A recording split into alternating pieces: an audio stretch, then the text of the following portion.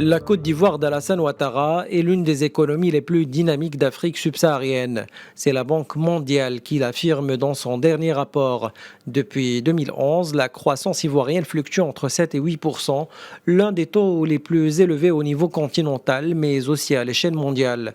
En l'espace de 9 ans, la Côte d'Ivoire a plus que doublé son PIB, 21,5 milliards d'euros en 2010 à 49,7 milliards d'euros en 2019.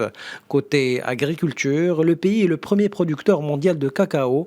Ce dernier pèse entre 10 et 15% du PIB du pays et 40% des exportations.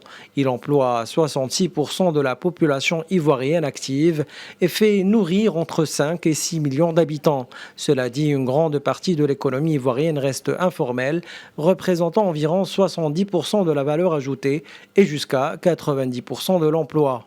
En ces temps de pandémie, la croissance ivoirienne devrait chuter à seulement 1,8% en 2020. La Banque mondiale prévoit un rebond rapide à 5% en 2021.